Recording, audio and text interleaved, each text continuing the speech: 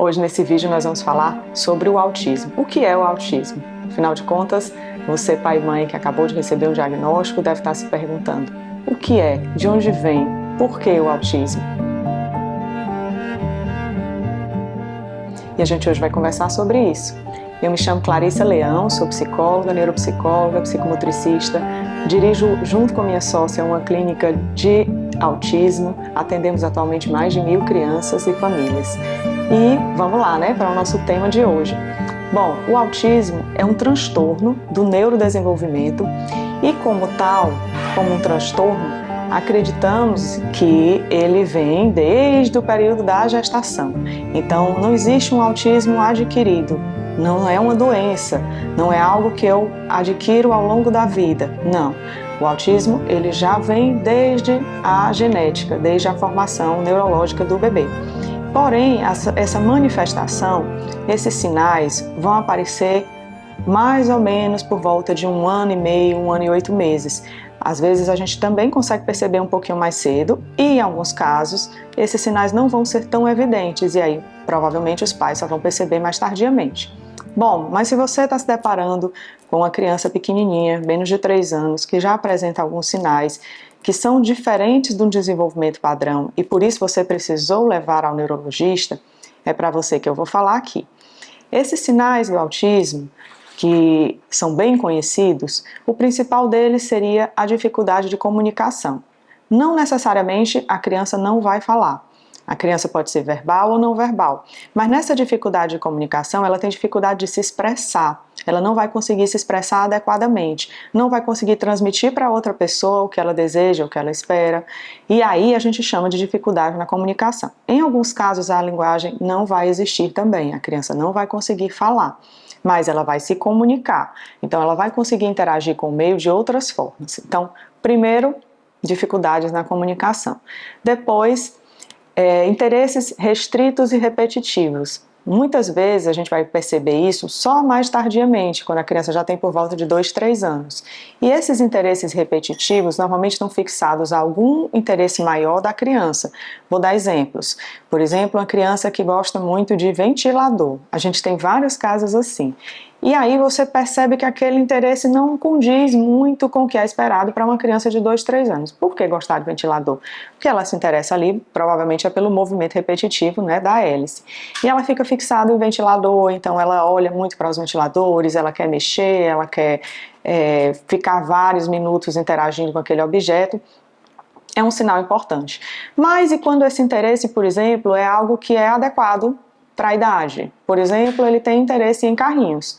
E aí ele vai ter uma infinidade de possibilidades de carrinho e os pais vão inclusive reforçando isso, comprando mais e mais carrinhos, mais modelos, mais tamanhos, e a criança vai acumulando aquilo ali e se fixando naquele interesse restrito.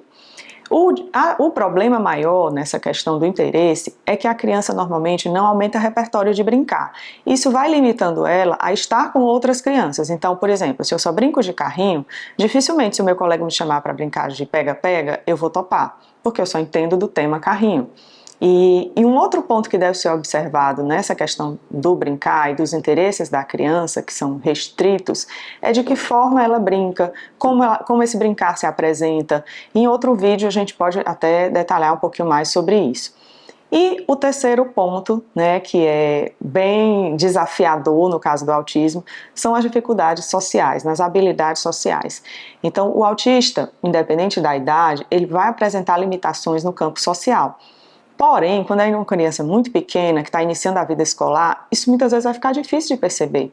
Então, ele às vezes, uns sinais muito claros, ele pode não responder pelo nome, quando é chamado, ele pode não compartilhar o interesse com a mãe. Por exemplo, o que é compartilhar interesse? Olha, mamãe, olha aqui a caneca, apontar, mostrar para ela algo que ele achou interessante, que ele achou bonito. Isso não vai acontecer com a criança pequena ou vai ter dificuldade de fazê-lo. Quando a criança é mais velha, aí a gente vai começar a perceber a dificuldade de interação. O brincar dela passa a ser um pouco limitado, como eu já coloquei, com interesses mais restritos. Ela vai ter dificuldade de perceber as emoções das outras crianças e a reação dessas crianças à emoção dela.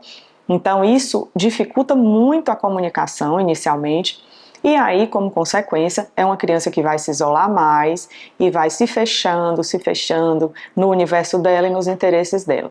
Então, o autismo ele é esse conjunto muito complexo de sinais e de características que, enfim, impactam num diagnóstico. Eu preciso ter todas essas características presentes na minha criança para considerar que ela é autista? Não, tá?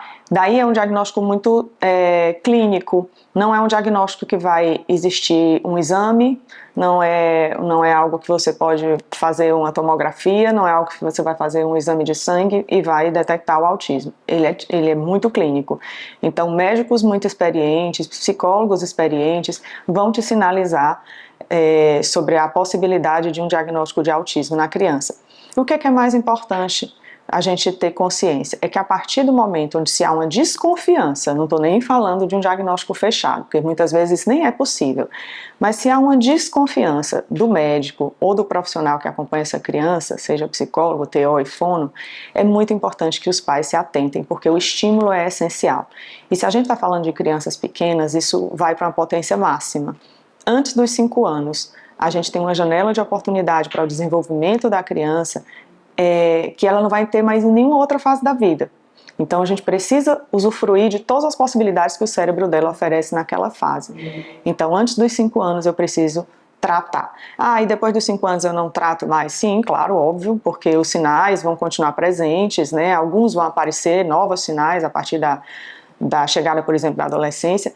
Mas o que eu estou falando aqui é de uma intervenção precoce, antes de 3 anos até a gente coloca, né? Então, diante dos primeiros sinais, estimule. Não negligencie, não pense que vai passar quando ele crescer. Se, mesmo que lá na frente, esse diagnóstico de autismo não se feche, foi feito algo e essa criança teve a possibilidade de evoluir.